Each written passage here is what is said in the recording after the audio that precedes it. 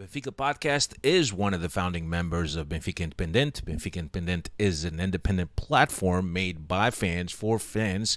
And in it, you can find our podcast, along with many other podcasts, along with articles of opinion, video segments, and much, much more. We're also on Patreon, patreon.com/Benfica Independent, with exclusive contents for our Patreons. Hasta que no estás aquí dentro no sabes la grandeza de este equipo. Sí, es un club que tiene una grandeza que no se comprende si no estás aquí dentro. Usando uma magia única, benfiquista, que só nós sentimos assim.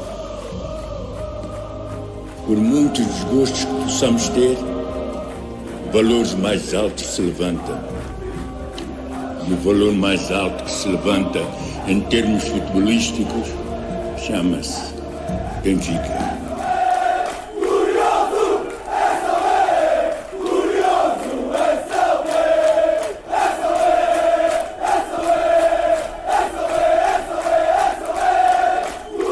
Quero o Benfica intimidar o adversário. Quero o manto sagrado entrar com vocês em qualquer estado e assustá-los, pá! É isso que eu quero!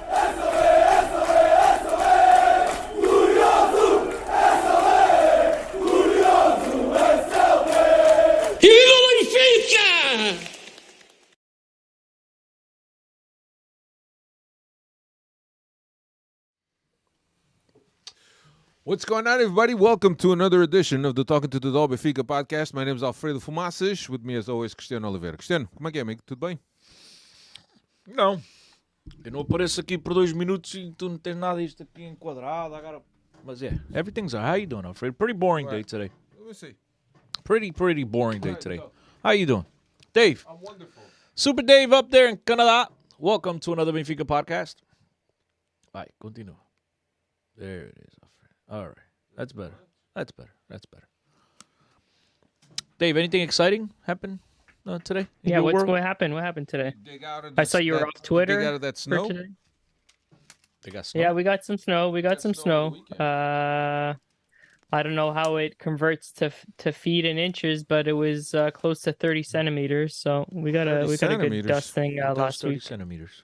I don't know. What is 30 centimeters? Dude, you're the college guy. 11, almost close to 12 inches, almost a foot. Wow, really? Jesus. Hey, Siri, how much is 30 centimeters in inches? We just said a foot. 11.81. 11.8. Wow, that's nuts. 11.81. That's not really a lot of snow, Dave. Oh, no. Okay, What? you can have it then. 11 inches? 11 inches is A foot's not a lot of snow. Nah, that's not a lot of snow. We get 3 inches and we get lost. Give me 24 inches. No, Good to go. What's happening, everybody? Welcome all the Freddies to the chat. Thank you very much for joining us. Here we are on another Tuesday, another night, another podcast. Tonight, you know, everybody's happy. Why? Because Benfica won. What? Why not? That a game? The Benfica, the Pesca team. The Pesca team was on the money. A couple of Rubals and a couple Linguados. I thought you were still talking about the game on Friday against Famalicão. Famalicão. I we mean, could we talk did about win that. that game. We could talk about that, too. But I didn't know anything happened today. That's what I'm saying. Oh, the Chelsea won. Oh, Chelsea.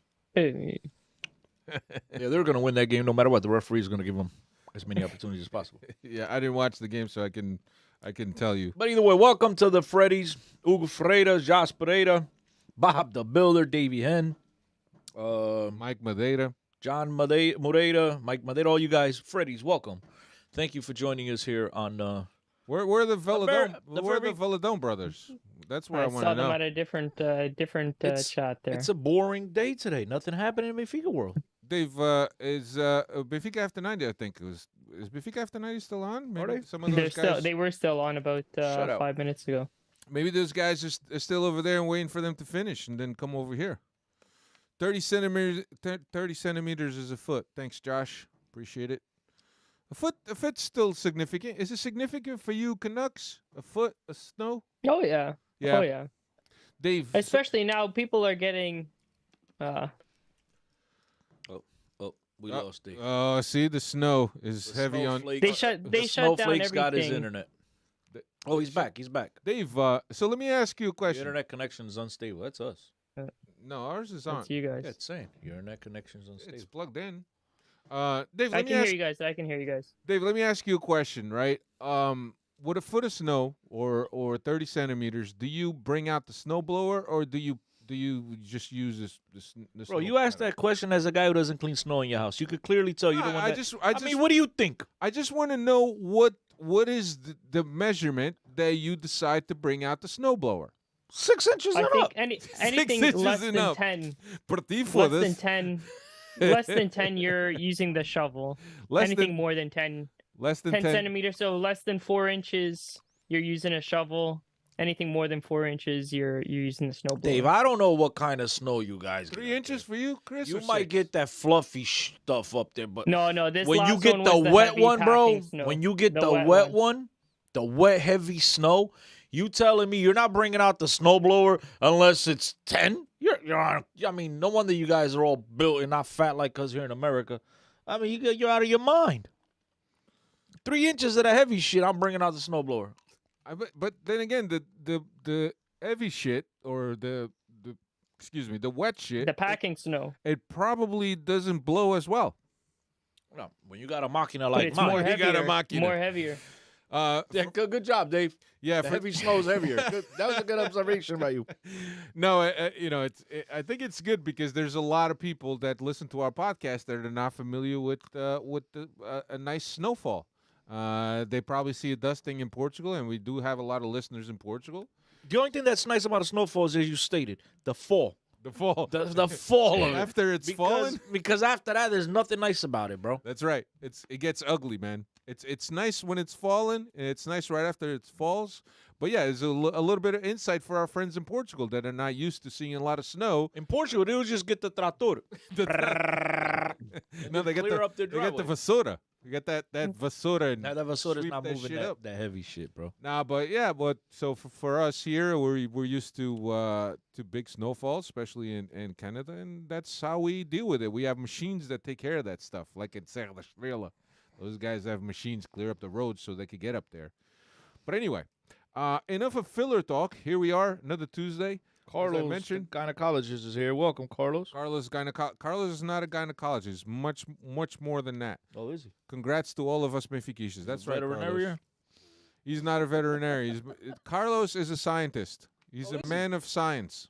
Fellas. I seen his pictures today on Twitter. Did you see my man was jacked? I hope he had a license. Carlos is jacked. He's jacked, bro. My man, like, wow. Carlos posted a picture of him and his wife in Bruges. I like it. Yo, Relatable. my man was packing them guns. Yep. Chico Marcelino's here. Now we can start. There we go. Episode 477. On tonight's episode, we're going to look back at the Famalicão game, Bruges, and we'll look ahead to Marítimo. As Benfica fans, we should all be happy with the way Benfica has been going so far. We surpassed the 100-goal barrier for the season, Dave. That's number 2 in Europe in terms of goal scores. I think only Bayern is ahead of us. And 5th year in a row that we've done that. 5th year in a row that we've done that? 5th year in a row. Yeah. I wish you would mention that because that would probably involve giving some credit to JJ. No, I hate to do that. JJ, Bruno Lott. I think it's 5 years. That doesn't include the Vitoria years, right? That's just the beginning of the last years if we're going for that far back. Yeah, I don't know.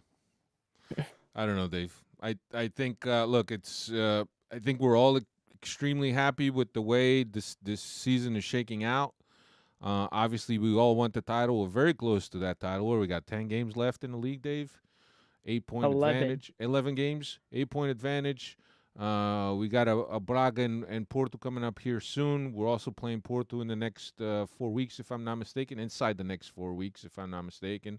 And surely we could probably put that away. Put the league out of reach.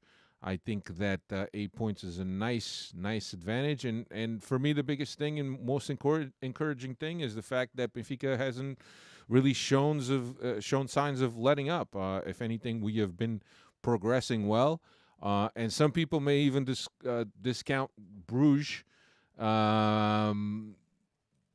because they're mediocre and not doing well. But when you look at this Benfica team, there's a lot to be happy about. There's a lot to be excited about, and I think that this is only the start of what's to come for the rest of the season. So, pretty encouraged by everything. But let's get into this Famalicão game. Benfica lined up with Vlaco Dimos, Bas, Silva, Otamendi, Grimaldo. Tina and Auschnitz were in the middle. João Mário, Rafa, Neres, and behind Ramos. So pretty much the strongest lineup that we could field, with Chiquinho still being hurt. We found out today that apparently that injury wasn't nothing to be concerned since he played today. But we'll get into that. The one thing about this game that I kind of wanted to bring up is that since Rafa got hurt, we've kind of seen a more sluggish, less sharp, less explosive Rafa. And I think that in this game we're starting to see, or we started to see, Rafa to get back to his old self. Again, the game today, we're talking about the Famalicão game. We're not talking about the game today, but it's good to see Rafa at this level. It's good to see Neres at the level also that we've been seeing him. And these guys just need to stay injury-free and have that rhythm. 1-0 in the 36 minutes, goal from Ramos, assist from Grimaldo, and I know that Chico Marcelino here had a question for you in regards to Ramos, Cristiano, and we'll get into that in a little bit. But 1-0 into the half. We pretty much smothered Famalicão for most of the first half. We were played in their half, and I think that Famalicão was just wanted to be compact and to really attack us on a counter. But I think that when Benfica possesses the ball, it doesn't allow the other team to have the ball and doesn't really expose. It makes it difficult. And teams, sooner or later, they're going to have to come and look for the ball. They're going to have to open up spaces. But, yeah, 64% possession, 89% pass accuracy. Those were the stats at the half. Benfica shooting more against a lower block, which I like. I think in the past we hadn't seen Benfica shoot a lot, and it's something that Benfica is always looking for, those combinations on top of the box to get behind the defense, but they don't shoot enough outside the box. And I think that when you're faced with a team that's all compact and in front of the box, you need to get those shots because you're going to challenge the defender to come out and defend those shots before they happen. Cristiano, I know there was Friday. You remember the game or no? You don't remember today's game, but you... Last Friday? Famalicão. I remember the most important thing. What? Got the 3 points. That's right. And got out of town. Got out of town is right. Went back to Seychelles and started prepping for some other game that was coming up. I don't know. I think they started prepping for... I don't understand why you... How did we get out of town when it was in Lisbon? Well, because I went to Seychelles. Okay. I had to cross the bridge. And how are you choosing to ignore today's game? I heard they were prepping for the innovative, something unlike we've ever witnessed in the history of mankind, the debut of DJ Kamala. So, how'd that go? Please help us out. I mean, anybody that... I don't know if Sheik Marcelino was at the game or not, but hey, what was DJ Kamala's influence in today's pregame? Yeah, because I seen the Can anybody explain? The club tweeted about it. Innovation, right, Dave? I mean, it was... I mean, we saw the light show. Was it Kamala pressing the buttons for the light show? So Benfica did the bare minimum on Friday. They said, look, let's get the 1-0. Let's get out of here. We don't want to cansar ourselves. Because we got this big discoteca night coming up. And big club night, DJ Kamala is on. Yeah, I'm wondering if that went well. I don't know.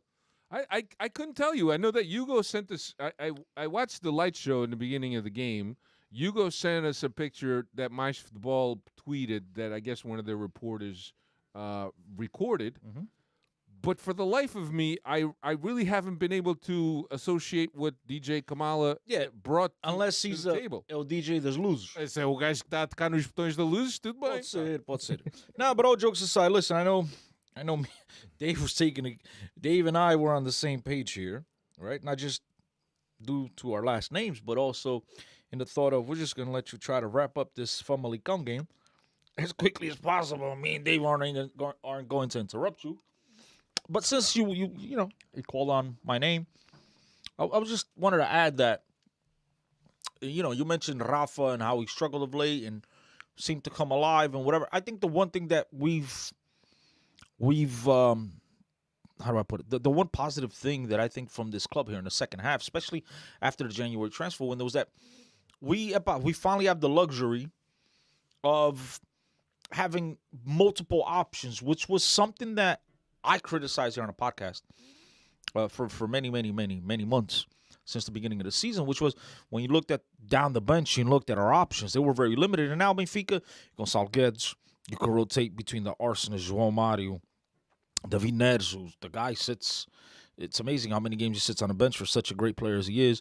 Chiquinho's gotten involved in the mix. I think Gonçalo Ramos has solidified his position up top. He's the first guy on the list.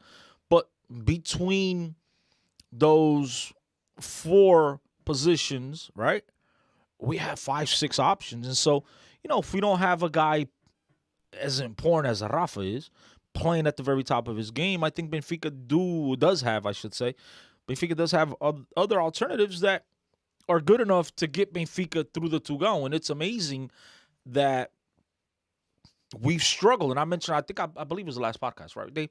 I struggled. And I brought up how Benfica struggled in so many of these games. We not played impressive football like we did in the first half of the season. And then you fast forward to a game like today, and it was like, it was child's play. And it's like, so the Tugão's Mancos aren't as bad as other leagues' Mancos. You know what I mean? I was just going to say, is the Tugão better than Champions League? We got the high-end Mancos. You know what I mean? But listen, are you discrediting Benfica's victory? Against who? Against the outside Mancos. No, but it's not, because we know in a game of that magnitude, a game that our parents grew up calling as Noites Europeias, that these players, man, if they have a heart pulse, if they got a beat inside of them, they're going to get up for these types of nights, for these types of games. I've stated over and over, if you need motivation, if you need to be made aware of how crucial a game is, of how important a game is, of how big the moment is, in a European night with an opportunity to move on to the next round, and you're a step away from the semifinals of the Champions League, if you need to be told all that, you should just quit football. I mean, because you don't really need a coach to embed that into your head. You should, as an athlete, that should be motivation enough. So, no, I'm not discrediting today's victory. I'm trying to stay as far away from today's victory as possible, because we are talking about Famalicão. Yeah, let's wrap that up, and then we can move on. Yeah. In the second half, we came out. We had a few chances in the 68th minute. There was a Ramos shot. There was a Rafa header, and then Musa came in for Rafa. João Neves came in from Neres. But we were always in control. We were always in control of this game, despite being up 1-0. And we ended up getting a 2-0 by Ramos after Grimaldo shot. He picked up the rebound in the 90+, and that put the game away for good. A tough game, and I think our opponents are looking at every single game in hopes that we could slide, that we could slip up. But we can, especially the games away from Estádio Luz up north, they're always looking for us to slip. But again, in this Famalicão team, who has been doing pretty well as of recent, and they've been consistent, our opponents were hoping that we could slip up. But I think that it was a very mature, if I could call it that, a very mature performance by Benfica in terms of managing the game, dictating the pace, managing possession, even just being one up. They really never really exposed themselves or gave Famalicão a chance to come into the game. Obviously, all of us like to see more goals and Benfica smashing everyone, but sometimes it's hard. And I think that when you're playing a game where the other team isn't really playing to win, is just playing to defend and looking to see if you are exposed, you have to have an attitude that we're going to control this game with the ball and not expose ourselves. And I think that speaks a lot to the maturity of the team. Yes, but it's nice to get that 2-goal cushion. Yeah. In case you get caught napping, or in case Flaco Dimos Or a goal falls or- on his or a face or corner. something, trying to kick a ball out of bounds. I don't know. So, you always want to give yourself that little bit of separation in case there is some type of, miracle in the Tugão. And then before we know, we dominated a game that we should have never dropped points. And here we are, dropping points. Dave, thoughts on the game, Dave? Like you you think? said, I think it was a game that we controlled. I know you had already pointed this out, but one thing that I had noticed as well was a lot of the shots coming from outside the box. I think I read a stat that it was the most shots Benfica had in a game. I'm looking at 0-0 here, 19 shots. Only seven were on target, but a lot of shots, most of them coming from outside the box there. So something that we haven't really seen much from this team. But yeah, 2-0 scoreline. We'll take it. Famalicão really didn't present anything in terms of counterattack or any dangerous opportunities that they created, but a game that we controlled, and like Yeah, it took us a Chris while. said, Took 3 us a while, points. right, Dave? Took us a while to break the seal. But then, Benfica's going to keep knocking on your door. And then it's about being able to put away those very few opportunities, even though Benfica had a bunch of them, but the clear-cut ones. And I know Sheik Marcelino was wondering about what my thoughts are about Gonçalo, and I think Gonçalo's had a tremendous season. He's absolutely played to a much higher level than I ever could anticipate. And I think anybody right now that wants to come out and try to be critical of Gonçalo is nothing else besides a hater. I think, there's still some limitations to his game at times, but the guy's work ethic and everything else that he adds to the team, it's not just the one thing I think I think I mentioned that even when I was criticized him thinking that he wasn't that good of a finisher was I always understood his value in terms of off the ball and everything else that he did to help the team. And I think now, even though he's reached another level, I think the same still applies here, which is with him, it's not just about goals; it's about everything else. His work ethic, again, it's the same attributes, the same positives that we've seen before apply here once again, which is he does so much off the ball. He defends, he attacks, he's able to come back and break those lines of pressure. And it's impressive what he's done this season. I mean, I'd be an asshole to come up here and try to crap on the guy. I'm not going to do that. You know what I mean? And again, I absolutely love coming on this podcast and eating crow, and especially when it's about Benfica. Now, when it's about the opposite, that kind of ticks me off. But when it's about Benfica, man, I'll gladly eat it. Yeah, I was thinking about Gonçalo Ramos as, we watched another great performance by him. And I know that, most of the time, a lot of forwards are judged by their goal production. We've seen Gonçalo sometimes squander some of those chances. But we've also seen a Gonçalo emerging as a guy that gets in the position to put balls away, a guy that's anticipating passes, that's stepping in front of a defender and is putting balls away. And I'm just wondering, and look, I don't read too much into this. I'm just wondering if Gonçalo kind of stands in a specific category, because I think that sometimes we always look at guys that are established in the game and we compare up and coming players to those guys. And I'm just thinking, and obviously Cristiano watches more football than I do. I'm just thinking that is Gonçalo molding a specific type of forward that's different from what we are used to or accustomed to seeing? Is Gonçalo different? Yeah. Is that what you're asking? Is he different than what we're accustomed to seeing? Is he different? And is some of the comparisons that we make sometimes, like of the stereotypical forward, or the comparisons something that is unfair because he tends to be kind of a guy opening up his own path or forging his own No, I path? think he's more in line with today's generation of a forward. A guy, today's footballers are no longer like, I often come out and complain about how there's the number 10 is like a dinosaur nowadays, right? And I think that the strikers, those box guys, they're also being phased out of a game. I think you have to be able to impact the game in other areas.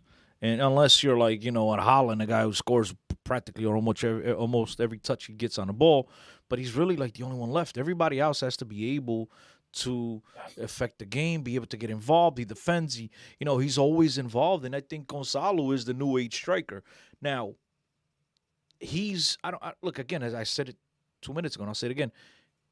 Even the biggest Gonçalo Ramos fan would be lying to you if he were to tell you that Gonçalo seems like he's elevated his game as the season's gone along. He's taken it to another level.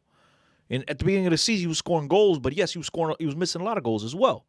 And when we come from the lineage of the Jonases of the world, where these guys are scoring 30 goals a year and they're impacting the game with their play on the ball and scoring the easy opportunities and making the difficult ones and being able to, with their own ability to turn a play over, to turn a game over, to control a situation, their ability to create and make that things happen and score goals, Gonçalo Ramos at a certain part of the season wasn't at that level. And I think that was most of our criticism, was that as we go deeper throughout this competition, in particular, the one we all cared about was the Champions League, and defenders get tougher, the teams get tougher. Benfica is not going to be scoring, guys. I hate to break it to you. I hope I'm wrong. I hope I'm eating crow once again. But we're not going to be scoring 5 goals against everybody that we play in the Champions League, right? Things are going to get tough. And when Gonçalo was missing some of those opportunities that we'd like a striker, the caliber to start at our Sport Lisboa Benfica, where he was missing them, we thought that, okay, you can't do that because you're going to get 1, 2, 3 chances against the Real Madrid, against a Bayern Munich, and you're going to be able to capitalize on them. And he wasn't doing that.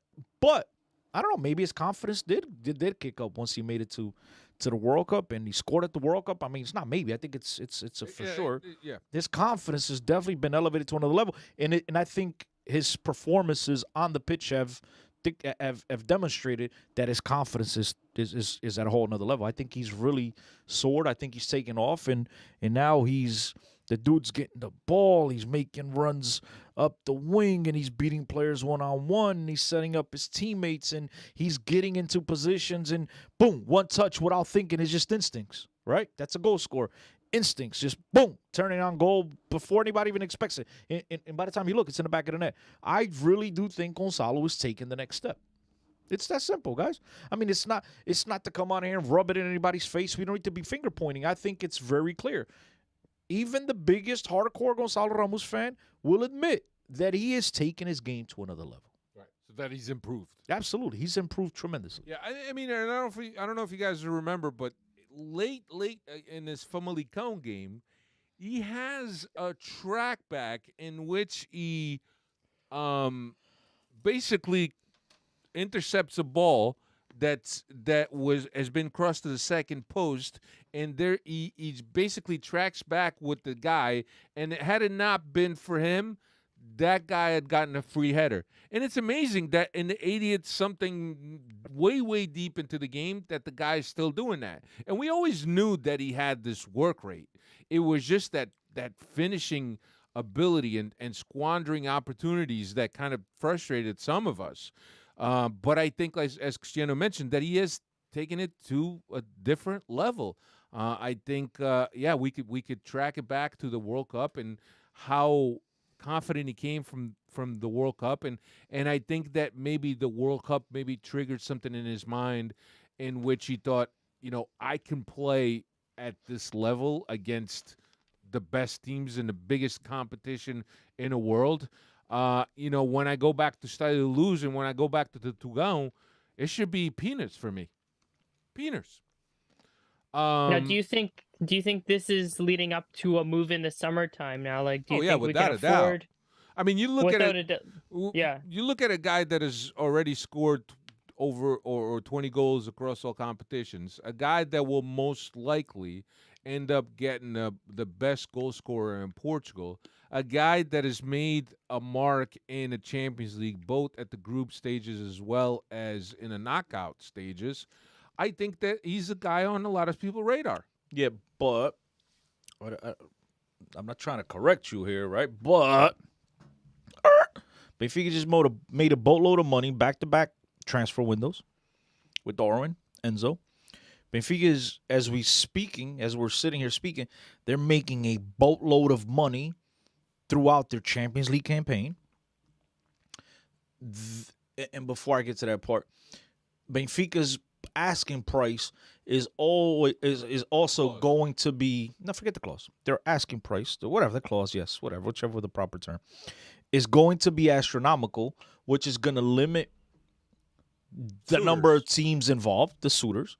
So there are all going to be a few left, right? A few that could really sit there and pay that money up front.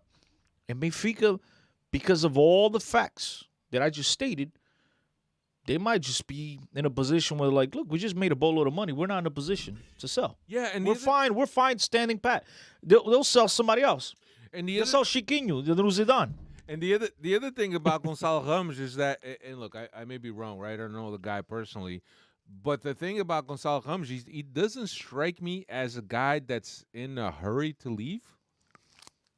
I think that there's a great level of loyalty from his side, at the same level that perhaps Antonio Silva has, and I don't think that he's in a hurry to leave. And I think that if the club says you're not leaving until somebody hits your clause, I think he will sit tight. I think that he likes Schmidt. I think that he likes the players that he's playing with. He loves Benfica. He's loved by Benfica, and I think that we may be able to squeeze another year out of him. I don't know, Alfredo. That was my question. Obviously, there's going to be suitors, but my hope is that we can at least hold them on to another year. Yeah, but Dave, we see. If we don't, it's not the end of the world. Too, we have some money to go and spend. We still haven't seen any of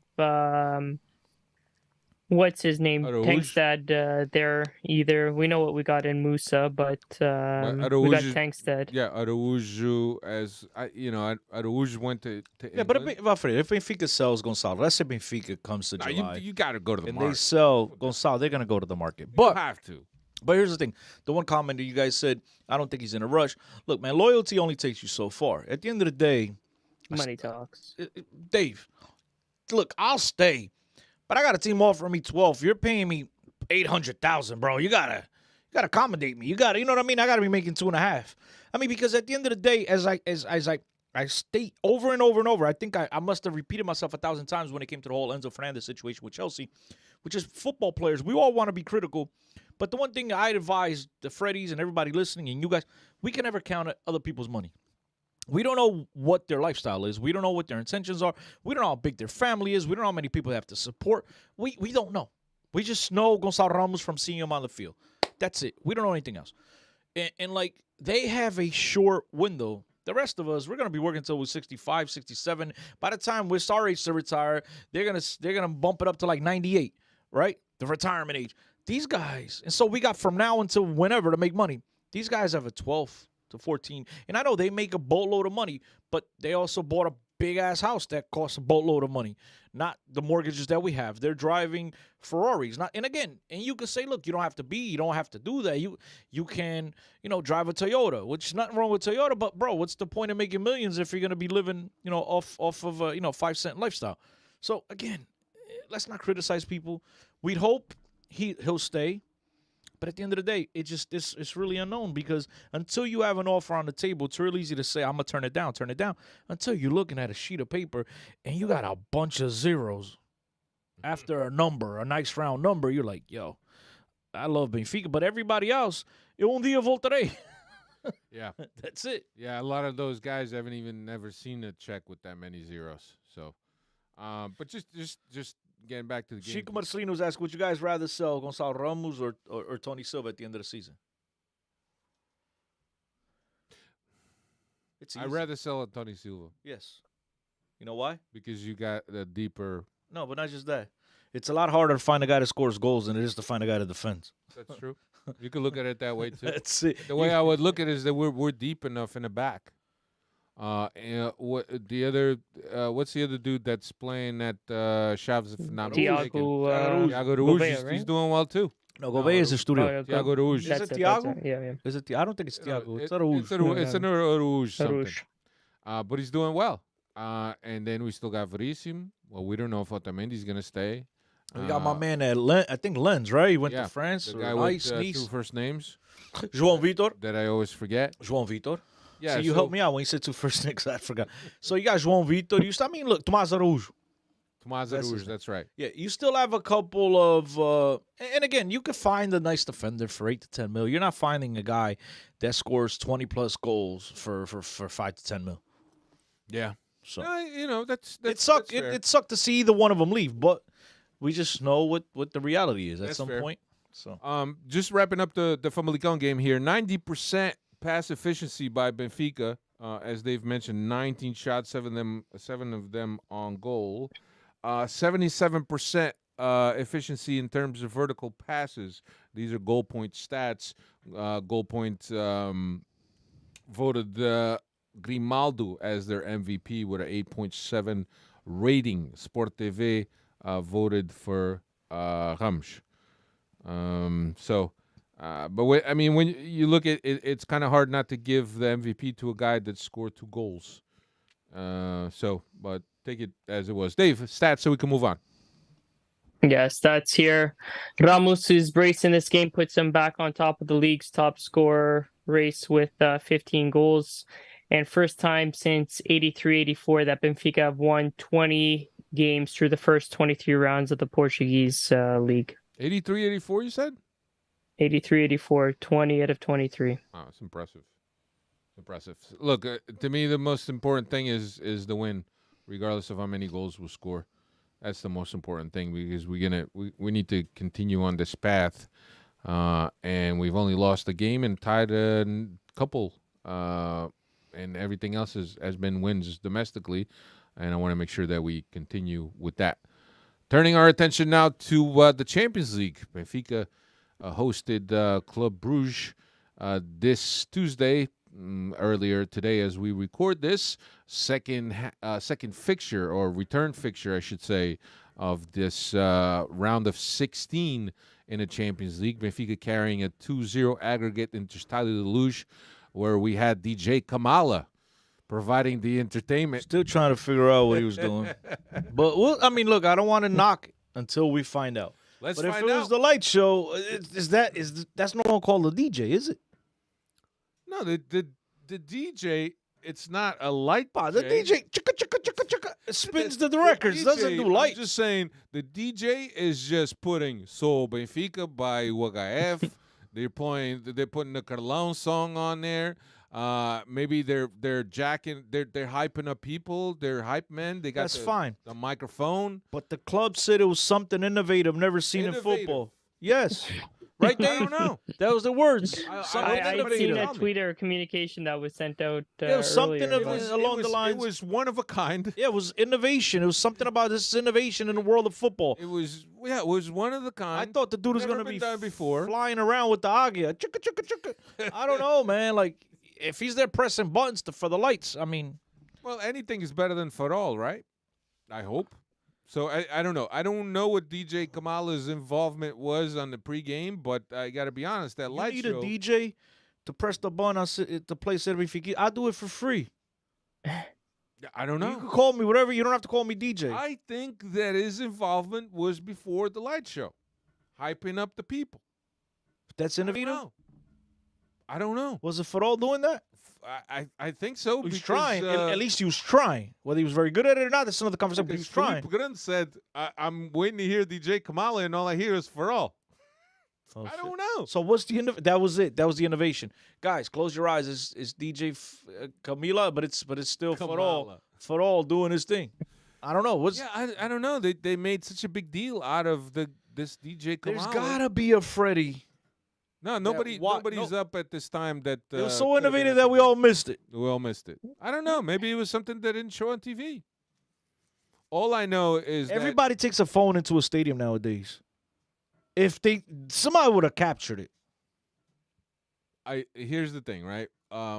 Hugo, as I mentioned, Hugo sent that video, and I got to be honest. When I was there for the Sporting game, that the lights and the LEDs and the way they illuminated the stadium was already pretty impressive. Which has nothing to do with the DJ. But nothing to do with the DJ. We're just talking about lights, right?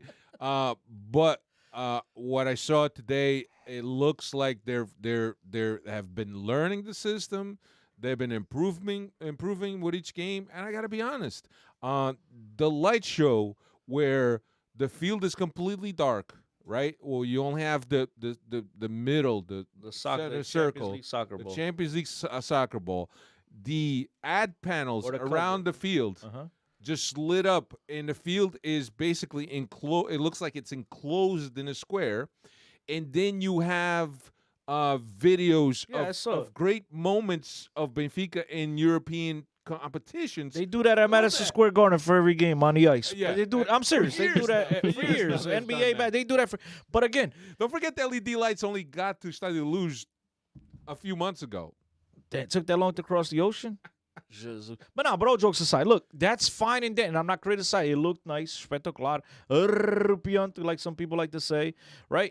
And I think Serginho Garcia posted, I think the Famalicão game where the players are coming out of the tunnel as the Ser Benfiquista is starting, and so he said, and I agree with him because I saw today they played the Ser Benfiquista I think before the players came out of the tunnel, and Serginho posted it, and I agree with him that it looks better.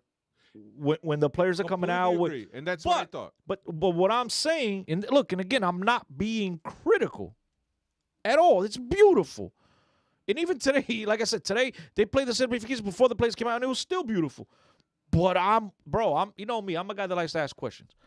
You hype it up, you get me intrigued by this is innovative. Nothing ever seen in the world of a stadium. I'm like, caralho, isto aqui vai ser o estádio a voar. I want to see it. And I thought about that, and I agree with Serginho and the fact that he said that it's great.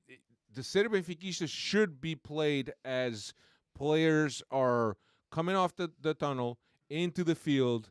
The fans are singing the song, obviously. The players line up. But here's the thing. As I was thinking about that today, there's something that happens during the Champions League, as you guys know, with the Champions League anthem. And the Champions League anthem is usually played as soon as the teams line up. Okay. So I don't know if playing the Ser Benfiquista would have overlapped that. It would have interfered with that. It would have, because they want the players to come out with so it wouldn't have. So that's why they had to play it earlier. Right. That's a good explanation. Okay, good. Right. Good. And that was the explanation in my head that I found to justify that. But I love when the players are coming out and you got Ser Benfiquista and the players are soaking up the whole stadium singing that song.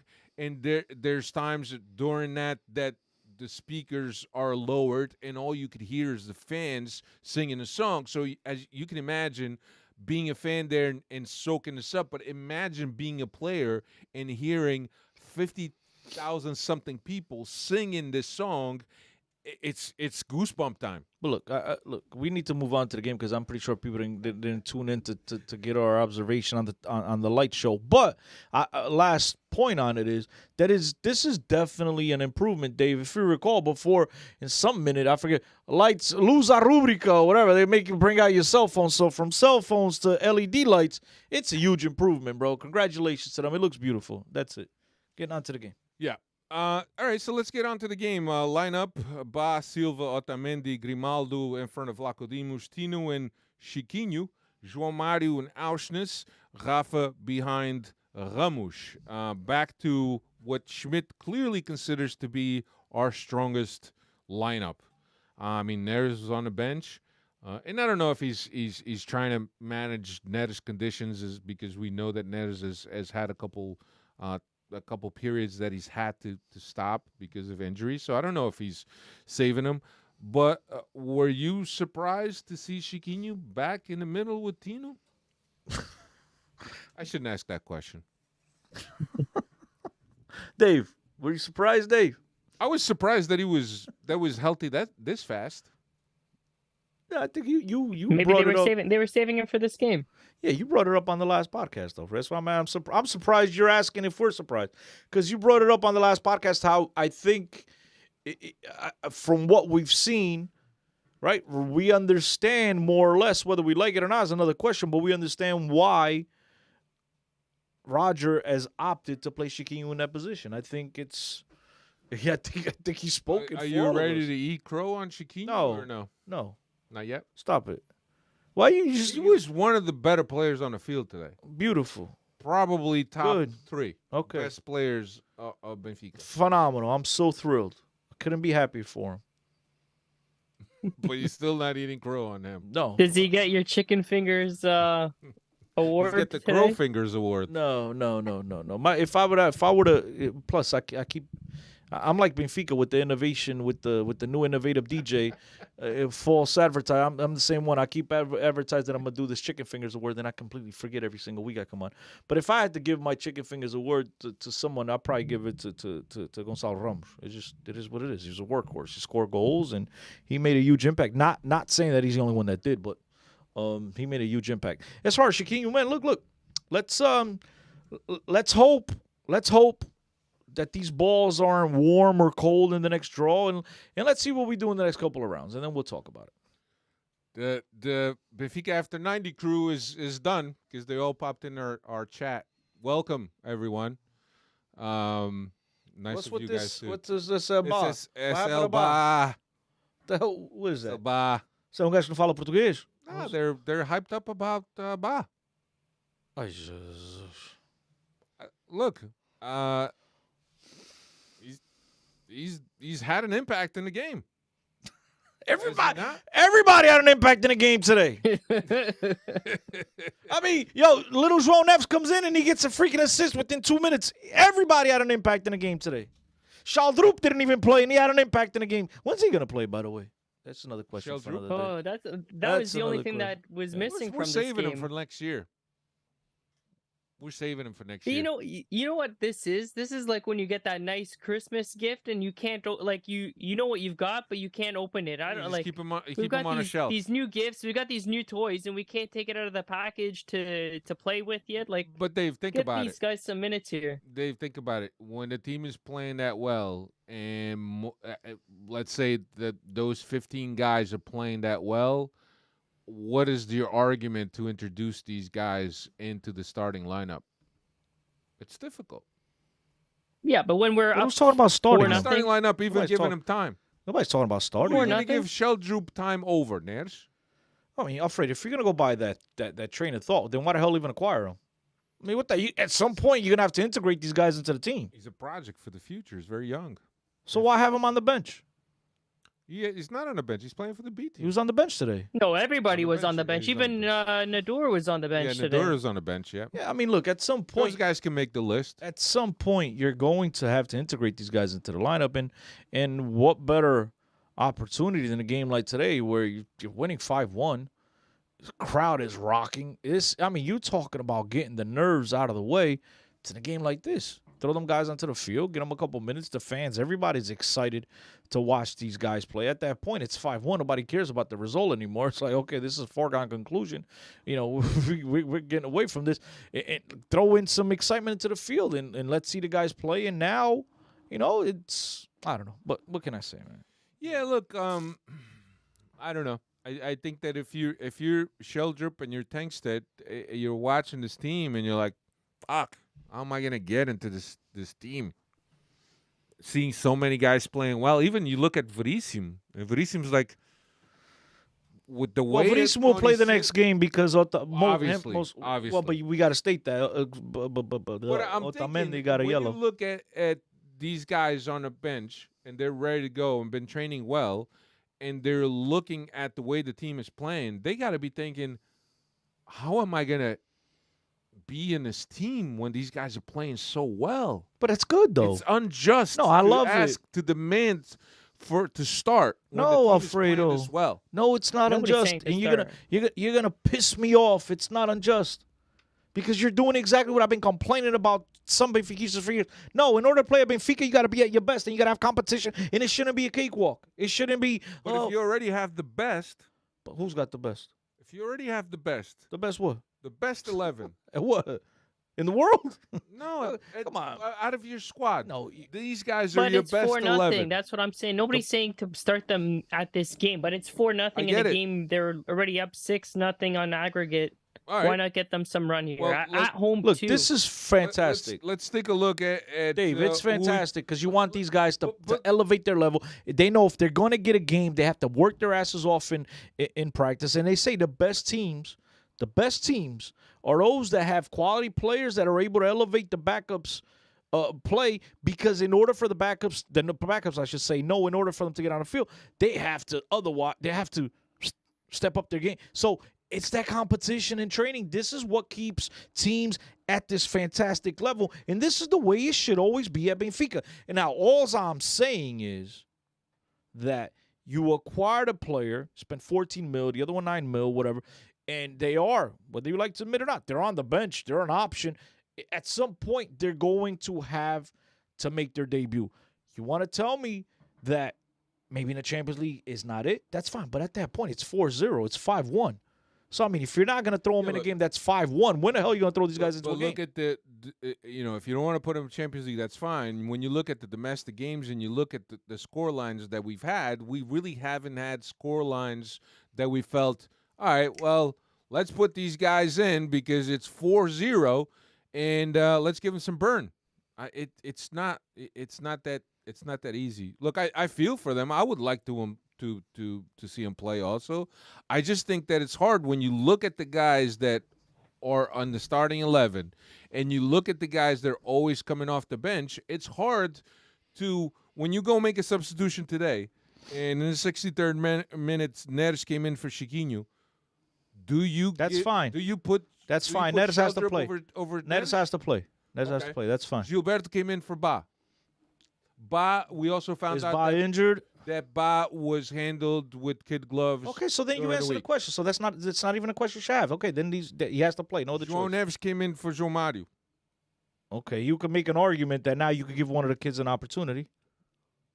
Can you? You can. Why not? None of those kids play in the middle. Neither does João Mario. Well, he Neither does João Mario. played in the middle. João Mario's playing on the wings. João Mario played in the João middle. Mario, Arsenis with No, no, no. Rafa. Listen to me. Okay. When Neres came in for Chiquinho, João Mario had to drop in.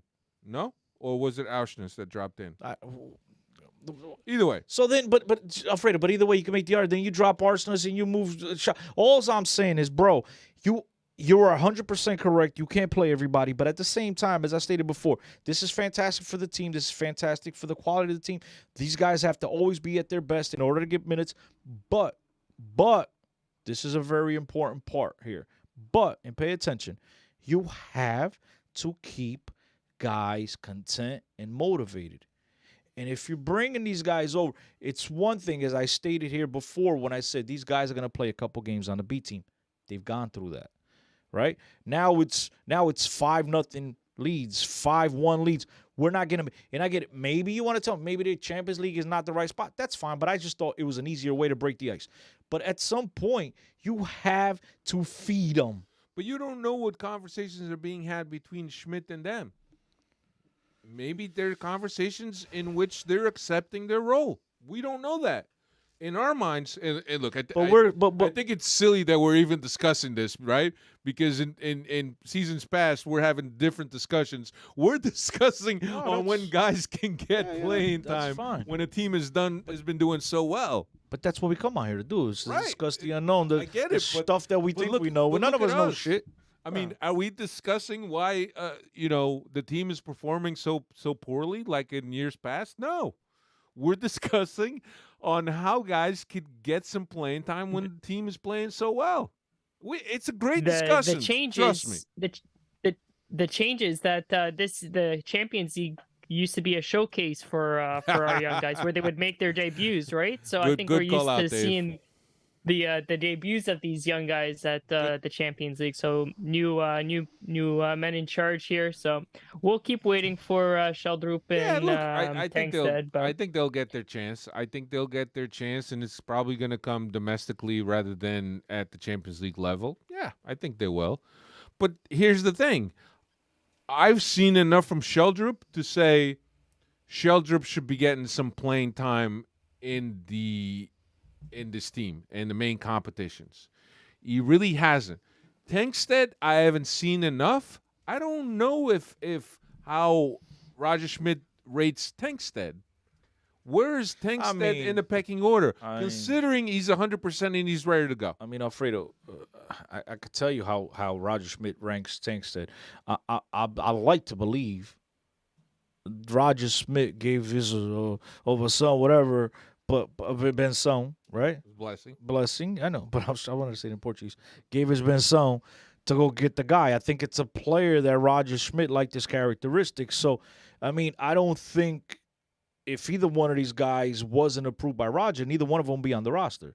But again, look, at the end of the day, this is like you said, we're just being spoiled brats here and talking about stuff that really doesn't matter. At the end of the day, look, Dave tried his very best to reel this back in and talk about what's important, which is, at one point this was a stage to showcase our players. And I think the other thing that I actually thought about today to myself, and I'm pretty sure millions of other people around the world, but in my own little world, I thought that how impressive it's been for Benfica, who are pulling off 5-1 victories, 6-1 victories, whatever it may be, we're not too far removed from a period, I don't know, it felt like 20 decades or whatever it was, that we hadn't scored 2 goals in the Champions League game, let alone 4, 5, 6, and now we're winning these games easily. And again, a lot of it has to do also with the competition. But look, as I stated to a hater earlier today, to a hater, yes. A hater earlier today, which is, bro, we can only play who's put in front of us. And yes, we all want the ping pong balls to bounce our way because I don't give a crap what team you are. You want the easiest path of resistance to get to the main goal, which is the final of the Champions League. But at the same time, along that low resistance path, you still have to handle your business. And I think Benfica has done that. And it's fantastic. That Benfica is putting away these wins. All of a sudden, I have American friends texting me and calling me. Benfica's winning. It's like, wow, this is what Benfica should always be. And it's been a fantastic run by the boys. Fantastic job by Roger. Benfica was able to take care of business for a little spell there in the first half. It looked like Benfica was kind of falling asleep at the wheel. But then they picked it up and, they said, look, we mean business. We need to get on to the next round. It's exactly what the boys did, and I think they should be commended for it. I don't think there was a single bad performance on that pitch today. I decided to lose in a Benfica shirt. You could easily pick 3, 4, 5, 6 guys for players of the match. I think it was just a phenomenal performance at this stage in the Champions League, a performance unlike one that we've not seen in many, many years, and I think Benfica should be commended for that. We should all be extremely excited for this very important victory. And as a Benfiquista, man, I mean, this is it's beautiful. It's absolutely beautiful. It's food to my eyes. We get emotional because, as I stated, man, we've gone a long period, long stretch without getting these types of victories in this competition, and now it seems like we've arrived, and we mean business, man. Could not be more proud of this. I just want to get back to the game real quick. We had a couple chances here. That Tino chance that somebody mentioned on the chat. Sorry, it was off his left foot. It's not really his forte. I think he got excited and off his left foot, he just ended up missing. Then we had that Joe Mario chance again, similar. Ball served from the end line to the heart of the box, and you just he hit some guy's legs. But I think that Benfica struggled for a little bit trying to get behind this Bruges defense because they were playing so high and they were using the offside trap. I think that Benfica got caught a couple times. Example of that was the goal that we got in the second minute, which was a beautiful play. Excellent cross by and João Mario with the heel, with the classic heel. I'm glad you bring up that, Bob, because we've done our Freddies a disservice. It's been a minute now since we mentioned them, but we had a bunch of them jump on all of a sudden. Benfica Americana, SL Ba, Benfica After 90, Jake 2903, Nick Balladon, Brian Peters, Cynthia. This is like the old days when Cynthia and Mario used to, Felipe Grego. I think those Fabs, guys all said, "Let's Mario, go." They all came on with the same. Let's go to Benfica podcast right now. We'll just go crazy on the chat. I'm reading their names because they all came with the same exact comment. And Valadon, free solve you, love you guys, and then forward over here to some of the comments because obviously the whole SL Ba stuff. And Jake 2903 says Melo gave a rant about Ba like he was his son. Don't let Melo hear this. And then Brian Peters says Cristiano Chorizo. Okay, thanks, appreciate it. Love you too. Mario says give likes and he's 100% correct. I mean, there's one like and that one like is mine. So you guys are failed. Once again, you Freddies failed. So yeah, the Freddies are active, and some of them have some really good, entertaining things to say. Mario had a question there in the chat, and I want to discuss that, but let's just finish this game first. So. 2-0 right before the half from Ramos, assist from João Mario, the first goal in the 38th minute. Rafa with an assist from Ramos. 17 consecutive games that Benfica has scored now in the in European competitions. Do you have that stat, Dave, or no? The guy mentioned it. What's the stat, Alfredo? Benfica has now scored in 17 consecutive games in the Champions League. I think that we're also hold some kind of a home record in terms of. I think Benfica's broken their record in the Champions League of the long, if not just their record. I think Portuguese record of most consecutive games in the Champions League without a loss. Yeah. I know that one. The one as far as scoring in 17 consecutive games. The guy from 11 Sports had mentioned that. At the end of the half, Benfica 88% pass accuracy, 75% of vertical pass accuracy. So everything was going good for Benfica. Come out of to the second half, 57th minute, 3-0 Ramos on an assist from Grimaldo, and that's one that that's become his forte lately. If you notice, he rifles that. He comes in, he's going one way, and he just, as I mentioned before, his instincts just cut in and. Yeah. He's able to redirect the ball into the goal, and it's again Ramos is definitely elevated his game to the next level. You know what the biggest thing is? I'm watching this game is 57th minute. There's 3-0, right? Plus you add the two goals from Bruges, right? You're up 5-0 on aggregate if my math serves me right. And there was no let up from Benfica. We have seen internally Benfica managing results. And it seems that this team was plugged into the wall. They just kept going and going and going. 71st minute, 4-0, João Mario off a PK, obvious PK. Then in the 77th minute, Neres off of an assist from João Neves, 5-0, and we would end up relinquishing a goal in 87th minute, 5-1. Shame that we couldn't get that clean sheet. But really, for me, if you look at it. That was a golazo, though. It was a golazo. It was that dude is interesting. Young kid, left back. I think he's from the Netherlands, if I'm not mistaken. Who's he left back by? Meijer? Who left him back? Yep. Apparently, somebody left We him hoped back. he left him back at the lose, but they didn't. But yeah, he was interesting. He was very interesting in considering that we don't know what Grimaldo's future is going to be. We have to have targets identified by now in the event that he doesn't renew. But yeah, dominating performance by Benfica. I don't think that we could have asked much more. We're very proud of this team, especially in Europe, and especially us immigrants that live outside of Portugal that have friends that are football fans and follow the Champions League. And it's good that they recognize that Benfica has been doing well in the Champions League. But yeah, dominating performance by Benfica. I think that at some point during the game, or I think that Antonio Silva didn't miss one pass all game, and they weren't all sideways passes either.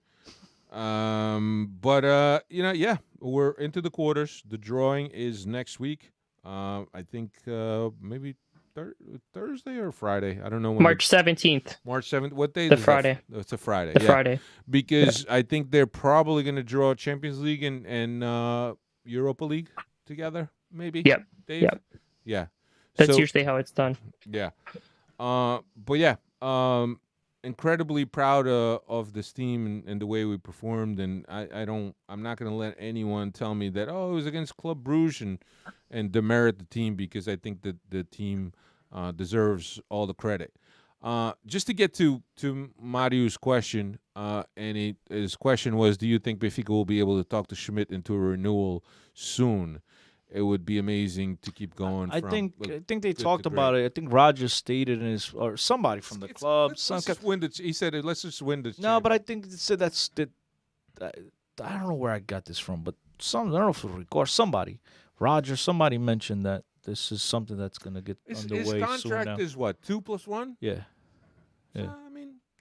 I mean, is it a sign of confidence? Is it a reward for what he's done with this team? Absolutely. Well, he said it Doesn't himself. he- I think he does said it need to himself he be- doesn't like to be more at a club more than 3 years. So I think it'd be from the club side. They want to tie him down. Right, but I'm thinking that at this point, does Benfica really need to? Is there an urgent need to really tie Roger Schmidt for that additional, that +1, and maybe another one? I don't know. I think that Roger Schmidt is happy. I think that the club is happy with Roger Schmidt. We still need to secure that championship. That's very important. That's the main objective for Benfica. And I think that Roger Schmidt rather hold off any conversations, at least formal conversations with Benfica, until he wins that title. Once he wins that title, then maybe they could sit down and start talking numbers and figures. It might be a little bit premature. Let the guy concentrate so. on the season and start talking about that contract stuff. I extension think stuff later on. that Rui Costa has every intention to renew with Roger Schmidt, or to improve his contract, or to extend his contract. But I think that we shouldn't be in a hurry right now. We got him for. Well, we were just talked about Gonçalo Ramos looking at an offer this year. If Benfica goes far in this Champions League competition, more the than balls already. fall our way. We make the finals. You got to think somebody's going to be trying to get him off us.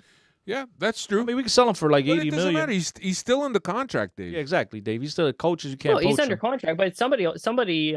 We've seen when these teams that have more money than brains, they'll come knocking Yeah, at our door. but they'll and pay. Like Chelsea offer paid for ridiculous. Mourinho, like Chelsea paid for Villas-Boas. Yeah, they'll pay for him. like Sporting for Mourinho. No, Sporting for Mourinho as well. Maybe Chelsea will realize that they made the wrong. No, stop, leave Chelsea alone, because Chelsea's going to realize that what they need to do is buy Benfica.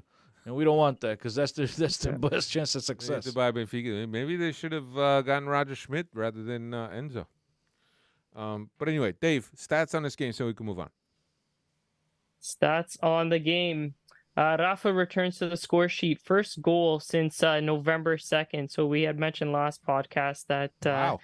Rafa wasn't hitting his form or his pre-World Cup form, but he's slowly getting back there. So good to see him back on the score sheet. His fifth Champions League goal scored this season. Gonçalo Ramos with another brace. His seventh brace of the season. Goals up to 23 scored this season across all competition. João Mario, Super Mario, his sixth goal in this year's Champions League campaign. Only 2 goals behind Mohamed Salah for leader in this Champions League campaign. Who would have thought? I thought he was going to score the opener, Dave. I thought Rafa was going to lay it He off should, to him. yeah. Well, he should. that He was, scored. It all was those unfortunate. all those goals in the first half were something special there. And Benfica have now made the quarterfinals for consecutive seasons. First time a Portuguese club has made quarterfinals in consecutive seasons in the current Champions League format. And Benfica's also made 72.6 million euros through this Champions League campaign, new club record. Ka-ching. Shit, we need all the money we can to tie down You don't Chiquinho. have a ka-ching sound effect there, Cristiano? It's a shame.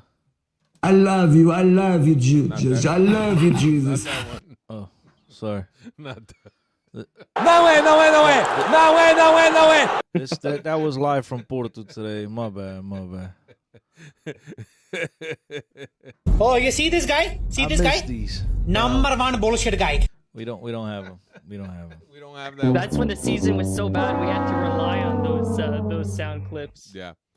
No, look, I think that I think we're all happy, man. Yeah, because I mean, this is a return to the Velhas Glorias, bro. This was with the European glory nights. I mean, this is a night that especially now with the new format where you're playing 2 games a day. This is a night that Benfica 2 games a day. 2 games per match day. Yeah, they play Chelsea and Benfica. Oh, okay. 2 games.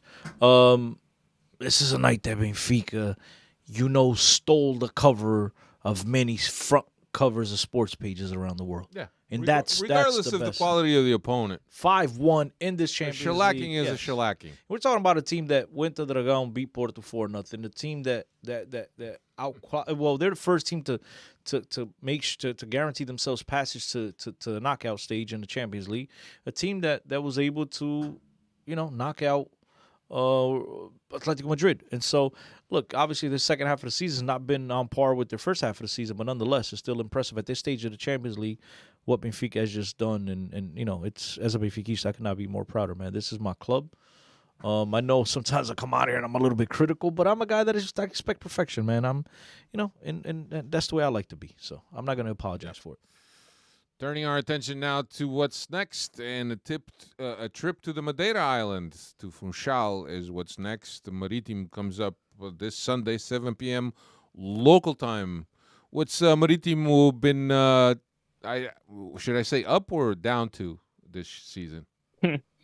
Yeah, they're down, not all the way down, but they're currently in 16th place with 16 points from 4 wins, 4 draws, 15 defeats this season through 23 games. They're tied for the least amount goals scored this season with 17, and they're tied for the most goals conceded this season with 42. So not the greatest of seasons for Maritimo. Historically, though, 70 wins, 18 draws, 12 defeats in the previous 100 meetings. Last 10, 8 wins, 1 draw, 1 defeat. And last 5 in Madeira, 3 wins, 1 draw, 1 defeat. Trap game coming off a high in Europe, Cristiano? The most intriguing thing to me in this game is, finding out after the game what player Benfica tried to pay. Finding out what player is going to come out of the woodworks and say Benfica tried to pay us. Could it be a trap game? No. But could it be one of those letdown games? Yeah, I think Benfica. See, this is one of the games I stated before. If you play at a club like Benfica and you need motivation to play in games like today's, right, you should retire. Right. But now going to Madeira, it is kind of a letdown. Like you're playing to lose with DJ Kamala. You know what I mean? and now you're going over there. You get DJ. Yeah. You get DJ Biden. DJ Bacalhau. Kamala to DJ Biden. Yeah, you go out there. So it could be a letdown. This is where Roger and his coaching staff is going to have to get his boys prepared for a game of this magnitude. As we all mentioned here early on the early part of the podcast before all the Freddies were over at Benfica after 90. Portuguese teams, they defend differently. They low block. They don't have to seek a result. For them, a point for them is equal, especially against this Benfica, is equal to 3 points to them. So Benfica is going to have a hard time penetrating the defense, but at the same time, they're going to have to stick to their game plan, create down the wing, create opportunities. And again, it's going to be imperative that Benfica does, or Gonçalo Ramos, as I stated before, Gonçalo puts away one of those early chances because that could really open up the game and it could be a walk in Madeira for the squad. Now, if they make things difficult, we don't take advantage of our opportunities, we could be in for a long afternoon. Pode ser bailinho de Madeira if we score early. Yeah, it could be. We 4-0. It says we smashed them the first round. What was the score? Yeah, but that was our style to lose, though. To lose. It does matter, though. It doesn't matter. Hey, what was the score? 5-0? Yeah. I say 4-0. Yeah. I say 4-0. When's the game? Saturday, Sunday, Monday, Tuesday? Sunday. I don't even know when they play. Sunday. I don't know. I'm confused. Sunday? Sunday. Yeah, they're 12. Sorry, 12. At what time? Midnight? 7 p.m. local, which means 2 o'clock our time. Okay. So that's good. Yeah, be a good time. I think Benfica has to maintain these performances up until the end of the year. As you stated before, we need to guarantee the Campeonato. There's 12 games left? 13? 11. 11, even less. There's 11 games left. We got an 8-point lead. We need to make sure that we don't let up on this game. We got Porto at home in about a month and a half. I think it's within the next 4 weeks. It's It's beginning of April, so it's going to be within the next 4 weeks. It's in that April 9th. So but it is the before next 4 that, weeks. playing Braga and Porto play each other. But guys, here's something that you're maybe not remembering, which is Benfica they're scheduled to play Porto that April 9th weekend or whatever. It might be April 9th if I'm not mistaken. But there's also going to be Champions League. No, we got that stupid international break at the end of March. Oh, yeah. And if we recall, remember that first international break where we came back and we looked sluggish against Guimarães in Guimarães. Now, you know what I mean? It could change things. But again, it's not just going to be a stoppage for us. It's going to be a stoppage as well for our opponents.